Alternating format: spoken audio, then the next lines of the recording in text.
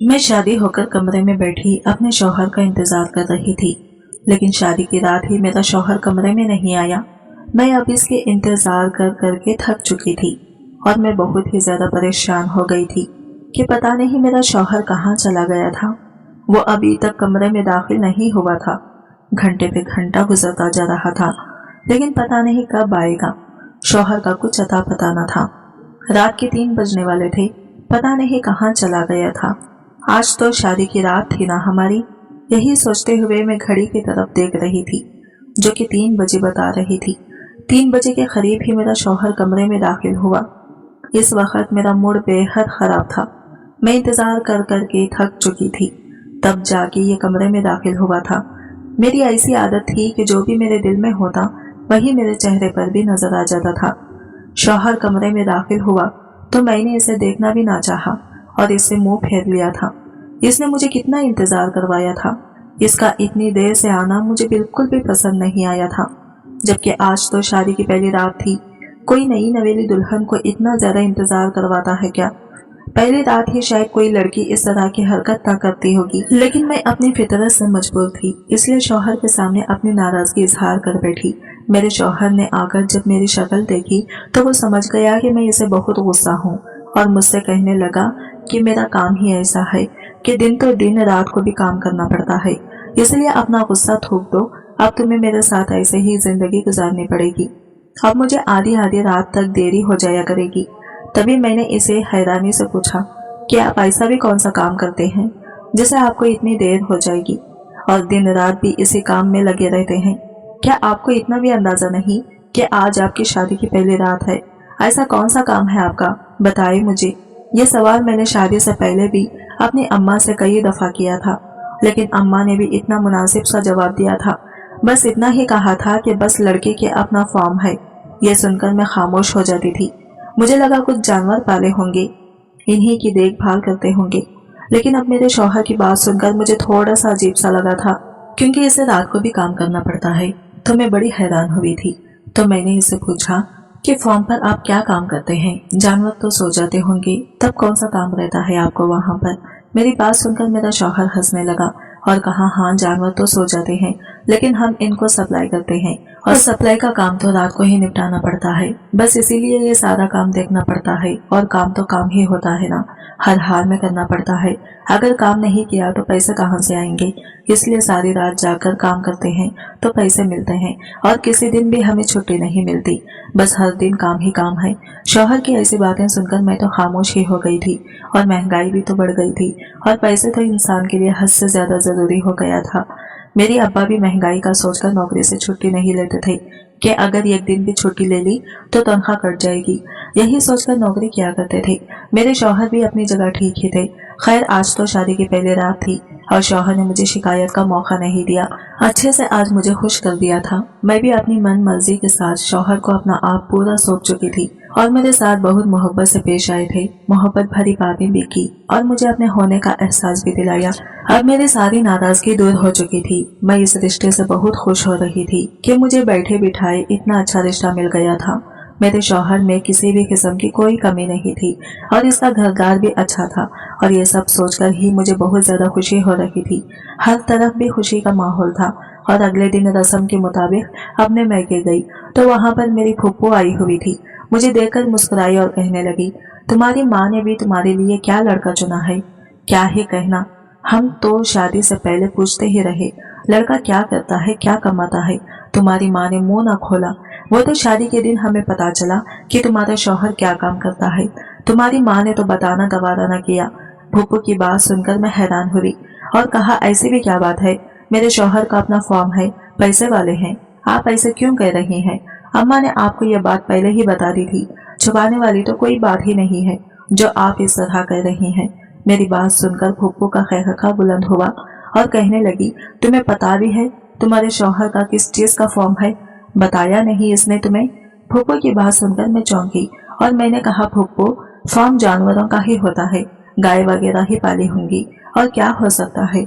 अच्छा काम है, अपना कारोबार है, घर बड़ा है, खाते पीते लोग हैं, मुझे तो कोई परेशानी नहीं हुई। यह भी एक अच्छा कारोबार ही है, मुझे तो कोई खबाहत नजर नहीं आती। फुप्पू कहने लगी, चलो जब तुम्हें कोई फर्क नहीं पड़ता तो फिर हम बोलने वाले कौन होते हैं, वरना तुम्हारी माँ ने तो हमारे खानदान की नाक कटवा दी है, किसी को मुंह दिखाने के लायक नहीं छोड़ा। ऐसा दामाद भी भला कोई तलाश करता है क्या? ऐसा दामाद तो आज तक हमारे खानदान में न आया और ना ही आ सकता है। कम से कम इंसान जात पात और लड़के का काम तो देखता ही है। तुम्हारी माँ ने तो बस आंखें बंद करके तुम्हें रुखसत कर दिया, ना खानदान का सोचा और ना ही तुम्हारी अपनी इज्जत का। ये कहकर फुप्पू चली गई तो मैंने अम्मा की तरफ देखा। अम्मा मुझसे नजरें चुराती कामों में मसरूफ हो गई और ये बात कहीं ना कहीं मेरे दिमाग में बैठ गई कि कोई बात तो ऐसी है जिसका मुझे इल्म नहीं है। इस सब में मेरी इज्जत की बात कैसे आ गई? मैं अम्मा के पीछे बावर्ची खाने में पहुंची और अम्मा से कहा, ये फुप्पू क्या कह रही थी?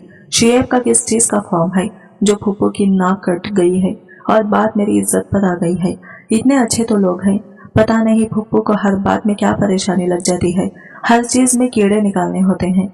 जब से अब्बा का इंतकाल हुआ है तब से तो फुप्पू की जबान को लगाम ही नहीं रही। मुझे फुप्पू पर भी बहुत गुस्सा था कि उन्होंने ऐसी बातें की ही क्यों, और अपने शौहर शुएब के काम को जानने का तजस्सुस भी हो गया था। क्या मुझसे कुछ छुपाया गया था? अम्मा ने मोहब्बत से मेरे सर पर हाथ रखा और कहने लगी, फुप्पू की बातों को ज्यादा दिल पर लेने की जरूरत नहीं है। अगर तुम्हारी फुप्पू इतनी ही तुम्हारी सगी होती तो अपने बेटे का रिश्ता ले आती। इस वक्त तुम्हारी फुप्पू को ना ही हमारा खानदान याद आया था और ना ही हमारा एहसास था। अब जब तुम अच्छे लोगों में चली गई हो तो इन्हें बस बातें बनाने के लिए मौका मिल गया है। बस जलन और हसद के मारे ऐसी बातें बना रही हैं। तुम फुप्पू की बातों को ज्यादा मत सोचो और अपने शौहर के घर में एक अच्छी जिंदगी गुजारो। लोगों की बातों पर कान न धरो। अम्मा ने घुमा फिराकर मेरी हर बात का जवाब दिया और मैं भी इनकी बातों में आ गई। मेरे ससुराल वाले बहुत अच्छे लोग थे, सब मेरा ख्याल रख रहे थे। शुएब ने भी किसी चीज की कोई कमी नहीं छोड़ी थी, इसलिए मुझे यकीन हो गया कि फुप्पू को मुझसे हसद हो गया होगा। वो तो समझती थी कि हम सारी जिंदगी बस ऐसे ही गुजार देंगे, ना कभी हमारे साथ कुछ अच्छा होगा और ना कभी हमारे हालात बदलेंगे। वो तो यही आस उम्मीद लिए बैठी थी। अब जब मेरी शादी धूमधाम से शुएब के साथ हुई तो शायद यही बात इन्हें हजम ना हुई और बातें बनाना शुरू कर दी। किसी तरह तो इन्हें अपने अंदर की बगस को निकालना ही था। हमारी शादी को 15 दिन हो गए थे। इन 15 दिनों में मैंने देखा था कि मेरे शौहर शुएब अपने काम को लेकर बहुत ज्यादा मेहनत करते थे।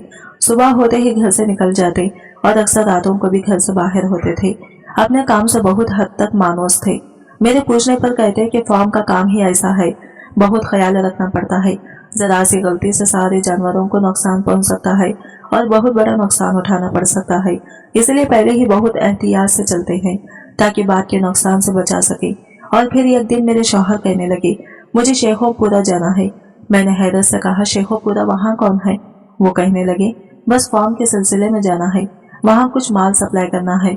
मैंने कहा, मैं भी आपके साथ चलती हूँ। वो कहने लगे, तुम्हारा क्या काम है? मैं वहाँ अपने काम के सिलसिले में जा रहा हूँ, बस वहाँ अच्छे दाम लग रहे हैं, बस जाकर अपना माल फरोख्त करना है और वापसी करनी है। ये सुनकर मैंने एक दफा फिर अपना मुंह बना लिया और नाराज होकर बैठ गई। मुझे इनकी यह बात सख्त नामाकूल लगी थी। ले जाते साथ तो क्या ही हो जाना था। शुएब कहने लगे, नाज़नी इसमें नाराज होने की क्या बात है, ये मेरा काम है, मैं घूमने नहीं जा रहा हूँ। शेखोपुरा से वापस आऊंगा तो तुम्हें भी अपने साथ ले जाऊंगा, तब हम सिर्फ घूमने जाएंगे। ये तो कारोबारी सफर है। लेकिन मैं ना मानी और मैंने रात का खाना भी ना खाया। मेरी सास को भी ये बात पता चली तो वो भी कमरे में आ गई। मुझे समझाने लगी कि नाज़नी, काम के मामले में ऐसा करोगी तो नुकसान उठाओगी। मेरे बेटे के काम से ही ये घर चलता है, इसमें कोई खलल ना ही डालो तो बेहतर है। मैंने अपनी सास से कहा, अम्मा, मैं कौन सा काम में खलल डाल रही हूँ, बस साथ जाने की ही तो बात कर रही हूँ, इसमें बुराई ही क्या है। पूरा एक दिन मैंने मुंह बनाकर ही गुजारा। मेरी आदत ऐसी ही थी कि सीधी बात पर अटक जाती तो पीछे ना हटती। जो मेरे मुंह से निकल जाता इसे पूरा करने के लिए मैं भूख हड़ताल पर भी उतर आती, और अभी भी मैंने यही किया था। शादी के बाद भी मेरी आदतें नहीं बदली थी। शुएब के निकलने का वक्त हुआ तो वो परेशान हो गई। कहने लगी, नाज़नी, कुछ खा लो, तुम्हारी तबीयत खराब हो जाएगी। खाने से क्या नाराजगी? मैंने खफगी से मुंह फेरा तो वो मेरे पास आए बैठकर कहने लगे, देखो, मैं वहाँ तुम्हें वक्त नहीं दे सकूंगा, मुझे वहाँ कुछ लोगों से मिलना है। तुम होटल के बंद कमरे में क्या करोगी? मैंने कहा, मैं कुछ भी करूंगी लेकिन साथ जाऊंगी, यहाँ नहीं रहूंगी, साथ ही जाऊंगी। बिला आखिर वो मान गए और मुझे लेकर निकल पड़े। हमारे आगे मोशियों का ट्रक था और पीछे हमारी गाड़ी। लेकिन जब मेरी नजर गाड़ी से ट्रक में पड़ी तो मेरी हैरत की इंतहा न रही। मैंने हैरत से कहा, शुएब ये क्या है? आपने तो कहा था कि आप अपने माल लेकर दूसरे शहर जा रहे हैं। शुएब कहने लगे, हाँ तो मैंने क्या गलत कहा था? ऐसा ही है। मेरी आंखें हैरत से फट गई। मैंने चीखते हुए कहा, ये कैसा मजाक है? क्या ये फार्म के जानवर हैं? ये तो गधे हैं, इनका क्या काम है वहाँ? शुएब कहने लगे, हाँ मेरे फार्म में गधों की ही फार्मिंग होती है। मैं गधों का ही ख्याल रखता हूँ और इन्हीं की सप्लाई करता हूँ। शुएब की बात सुनकर मेरे होश ठिकाने आ गए। मैंने कहा, शुएब गधा कोई खास चीज तो नहीं है जो इसे इस तरह सप्लाई करना पड़े, इनका ख्याल रखना पड़े। खुले आम शहर में कितने नजर आ जाते हैं। मेरी बात सुनकर वह हंसे और कहने लगे, वो पुरानी बात थी, अब तो गधा भी बहुत खास हो गया है, बल्कि खासो खास अब तो इसकी भी फार्मिंग होती है। खबीर पख्तूनख्वा में तो बड़े पैमाने पर इनकी फार्मिंग शुरू की जा चुकी है। ये तो चाइना तक भेजे जा रहे हैं। दूर दूर के ममालिक में भी क्या तुम्हें इल्म नहीं है? इनकी बात सुनकर मेरी जान निकल गई और मुझे समझ आ गया कि फूफू क्या कहना चाह रही थी। मेरा शौहर गधों की अफजाइश कर रहा था और बात वाकई मेरी इज्जत पर आ गई थी। मुझे ये सोचकर ही शर्मिंदगी हो रही थी कि अगर मेरी सहेलियों को पता चला कि मेरा शौहर क्या काम करता है तो मैं सबको क्या मुंह दिखाऊंगी। मेरा सर तो ये सारी बात सोचकर ही शर्म से झुक गया था। अब मुझे समझ आ रहा था कि शादी में आधे लोग मुंह छुपा छुपा कर क्यों हंस रहे थे और क्यों कुछ लोगों ने आकर मुझसे ये तक पूछा था कि तुम्हारा शौहर क्या करता है। इस वक्त मैंने लाइल्मी का इजहार कर दिया था। जाहिर सी बात थी, मुझे तो इस बात का इल्म ही ना था, मगर अब जब पता चला था तो मुझे शर्म आ रही थी। मेरे शौहर को भी सारे जानवर छोड़कर गधे की फार्मिंग करने का ही शौक उठाता था। क्या ही अजीब कारोबार था इनका। भला घरे किस काम आने थे? यही बात मैंने जब शुएब से पूछी तो वो कहने लगे, मुझे नहीं मालूम कि किस काम आते हैं और किस काम नहीं आते, बस मुझसे बहुत महंगे दामों खरीदे जाते हैं, इसलिए मैंने इनको फार्म में पालना शुरू कर दिया है। अच्छी खासी कमाई हो जाती है इनको सप्लाई करने से। मैंने हैरत से पूछा, शुएब कौन बेवकूफ ये गधे खरीदता है? तो वो हंसकर कहने लगे, मुझसे तो शेखोपुरा के हकीम खरीदते हैं, इन्हीं को देने जा रहा हूँ। बड़े अच्छे दाम मिलते हैं। ये कि गधा 30-30 हजार में फरोख्त होता है, जबकि इनको पालना पोसना ज्यादा मुश्किल काम नहीं होता। बस थोड़ी तवज्जो चाहिए होती है और बस शुएब की बातों ने मुझे उलझा कर रख दिया था। कभी लगता कि वो झूठ कह रहे हैं तो कभी लगता कि वो सच कह रहे हैं, लेकिन ये कैसा सच था? हकीमों को गधों से क्या वास्ता था? ये बात मैंने तो कभी नहीं सुनी थी कि गधों की भी खरीदो फरोख्त होती है। मुझे तो घरे की आवाज से ही चिढ़ आती है। कहाँ ये इन्हें पाला जाए, इनकी अफजाइश का ख्याल रखा जाए। खैर हम शेखोपुरा पहुंच गए। मुझे शुएब ने होटल में छोड़ा और खुद हकीमों के पास चले गए। शाम के वक्त वो वापस लौटे, तब तक मैं बहुत बेजार आ चुकी थी। मैंने कहा, अब तो इतना लंबा चले गए? वो कहने लगे, काम में वक्त तो लगता है, चलो मैं तुम्हें शहर घुमा लाऊं। हम दोनों शहर घूमने के लिए निकल गए। शेखोपुरा में कुछ खास जगह तो हमें पता नहीं थी, बस हम ऐसे ही जो कुछ नजर आता खरीद लेते थे। मैंने शुएब से वापसी का पूछा तो वो कहने लगे कि हकीमों ने 3 दिन बाद की पेमेंट का कहा है। अभी हम 3 दिन यही हैं, तीसरे दिन पेमेंट लेकर वापस चलेंगे, इसलिए हमें घूमने के लिए 3 दिन मिल गए हैं। तुम भी खुश हो जाओ, वक्त मिल गया है यहाँ रुकने का। मैंने कहा, देखें अच्छा हुआ मैं साथ आ गई, आपके बगैर मैं इतने दिन कैसे रहती। दिन बड़ी तेजी से गुजर गए और तीसरे दिन जब शुएब पेमेंट के लिए निकलने लगे तो मैंने कहा, मैं भी साथ चलती हूँ, वहीं से ही घर चलेंगे। मैं बहुत थक चुकी थी और अब वापस घर जाना चाहती थी। शुएब को भी मेरी बात मुनासिब लगी तो वो भी मुझे साथ लेकर निकल गए। हम हकीम के दवाखाने पहुंचे तो वहाँ काफी रश था, लेकिन हैरत की बात यह थी कि सब मर्द थे। कोई मर्द की खातून मुझे वहाँ नजर न आई। हलालन अमूमन मर्दों की निस्बत औरतें ऐसी जगहों पर धक्कम पील करती नजर आती हैं और मर्द वहाँ ऐसे लाइन लगाए हुए होते हैं जैसे कुछ मुफ्त बढ़ रहा हो। शुएब तो सीधे अंदर ही चले गए थे। मुझसे रहा न गया तो मैं भी इनके पीछे पीछे गाड़ी से उतरकर चल पड़ी। शुएब हकीम के पास बैठे थे।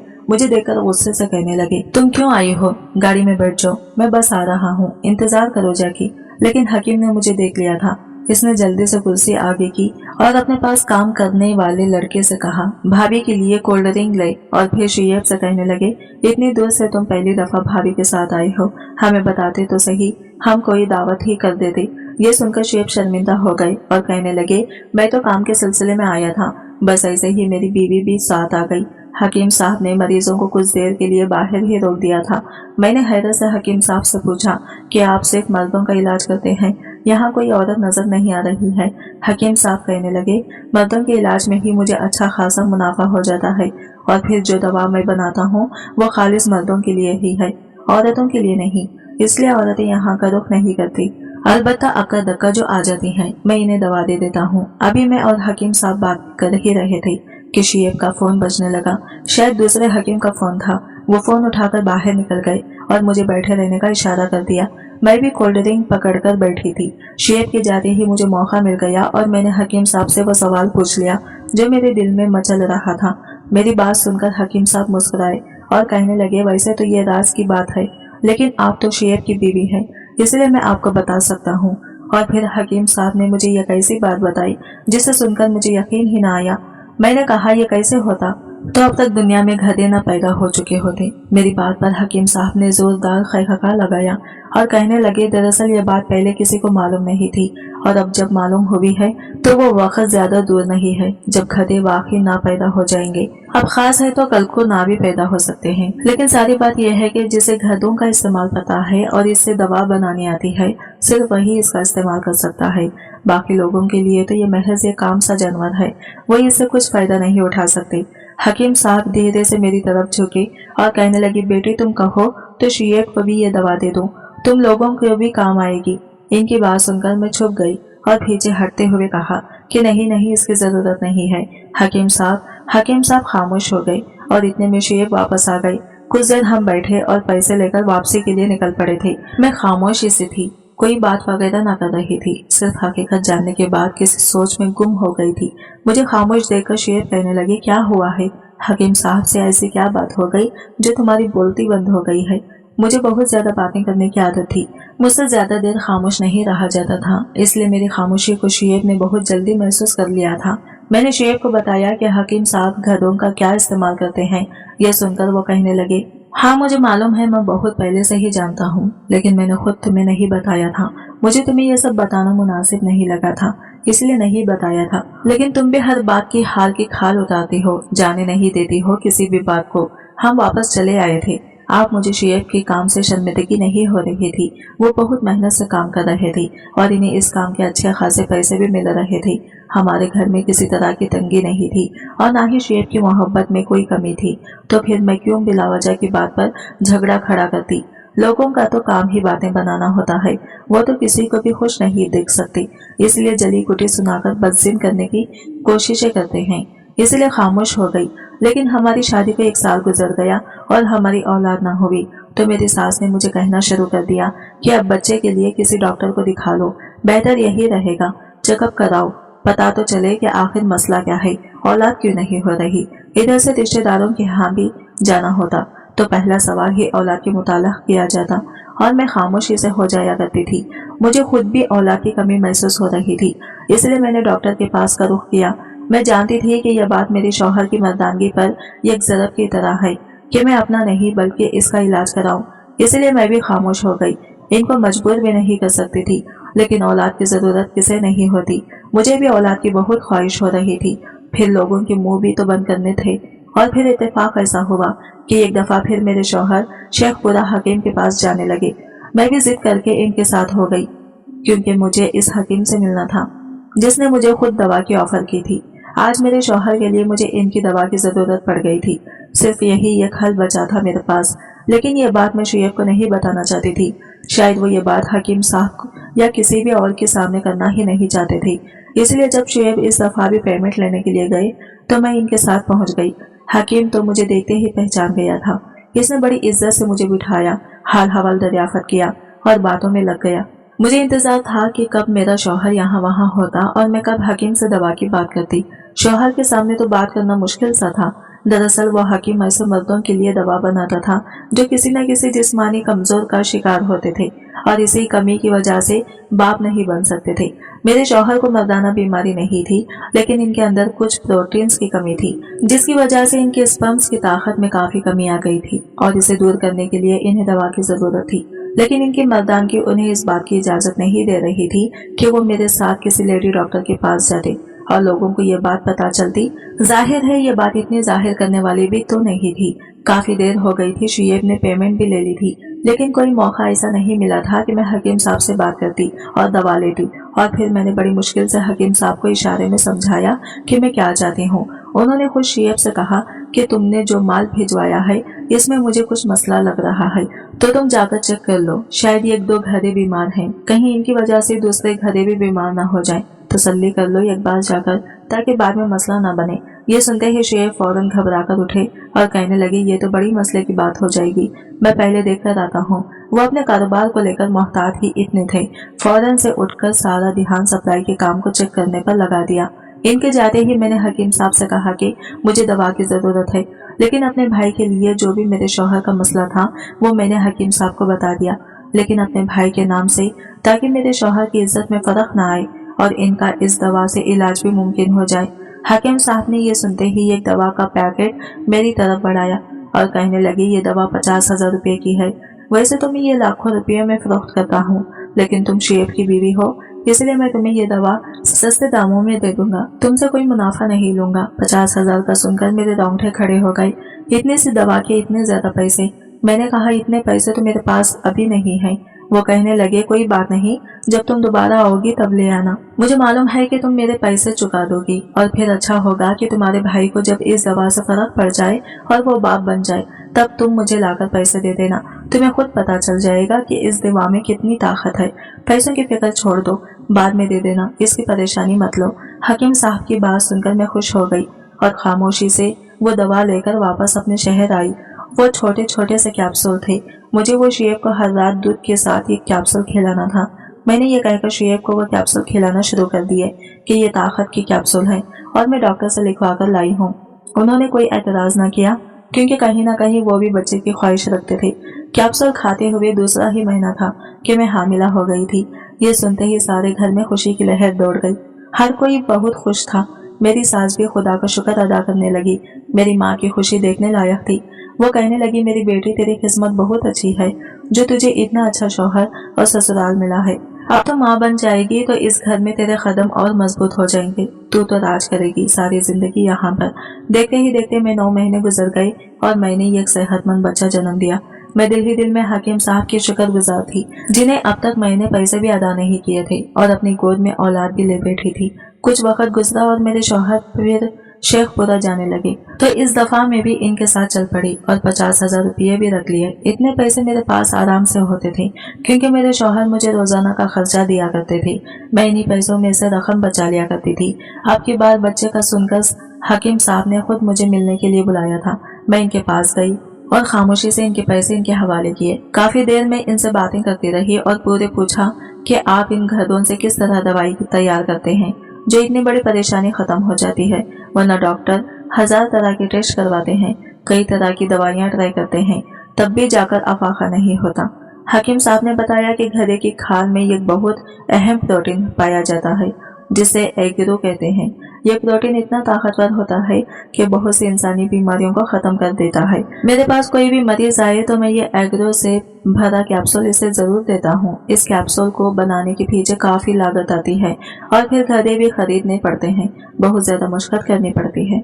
घड़े की खाल से मिलने वाला ये प्रोटीन ऐसी ऐसी बीमारियों को खत्म करता है कि अगर लोगों को पता चल जाए तो वो घरों को घर में पालना शुरू कर दे। इससे न सिर्फ मर्दाना कमजोरी का खात्मा होता है, बल्कि जल्द और खाल की भी बहुत सी बीमारियां फौरन खत्म हो जाती हैं। इंसान अपनी उम्र से ज्यादा जवान हो जाता है और इसके अंदर ताकत भी आ जाती है। बिल्कुल इसी तरह घड़ी का दूध पिलाने से सांस की नाली खुलती है और सांस के मरीजों को बहुत आसानी होती है। लेकिन हम पाकिस्तानी लोगों ने ऐसे सारे देसी टोटके और देसी काम छोड़कर अंग्रेजों की दवाइयों को अपना लिया है, जबकि अंग्रेज अब हमारी देसी टोटकों को इस्तेमाल करते हैं। चाइना खुद पाकिस्तान से घड़ों को खरीद कर इनके जरिए अपनी एक बहुत बड़ी इंडस्ट्री चला रहा है, जिसमें वो न सिर्फ घड़ों की खाल से प्रोटीन हासिल करके दवाइयाँ तैयार करता है, बल्कि कॉस्मेटिक भी बनाता है और गधे के गोश्त से मुख्तलिफ बीमारियों का इलाज करता है और गधे की दूध से भी सांस के मरीजों का वहाँ बहुत मौसर तौर पर इलाज किया जाता है। लेकिन हम अपने मालिक में गधे जैसे जानवर के इतने ज्यादा मिकदार में होने के बावजूद भी इसके फायदों से महरूम है। हकीम साहब की बातें सुनकर मैं हैरान रह गई थी। वाकई अल्लाह ताला ने किसी भी चीज को बेमकसद पैदा नहीं किया था। जहाँ गधा सवारी के काम आता था, वही इसके जिस्म के अंदर इतनी खूबियां और अफादियत मौजूद थी कि अगर इंसान को पता चल जाए तो वाकई वो इसका इस्तेमाल शुरू कर दे। काफी देर हकीम साहब के साथ गुजार कर जब मैं वापस लौटी तो मेरा दिल मुतमईन था। मेरा शौहर एक अच्छा काम कर रहा था। पहले मुझे इसके इस काम पर शर्मिंदगी होती थी, लेकिन अब मेरा ख्याल था कि इसके इस काम की वजह से बहुत से बीमार लोगों को शफा भी मिल रही थी। आज मेरा बेटा मेरी गोद में है, मैं ये खुशहाल जिंदगी गुजार रही हूँ। मेरा शौहर अब भी घरे का फॉर्म चला रहा है, वही हमारी कमाई का जरिया है और मुझे अब अपने शौहर के काम पर कोई शर्मिंदगी नहीं है, बल्कि खुशी होती है कि काम तो खिदमत खलक जैसा है, बहुत से लोगों की जिंदगियों में खुशी लाने का बास बन रहा है। आज की वीडियो कहानी आपको कैसी लगी कमेंट करके जरूर बताएगा और वीडियो अच्छी लगी है तो लाइक शेयर जरूर कीजिएगा, हमारे चैनल को सब्सक्राइब करें फ्रेंड्स।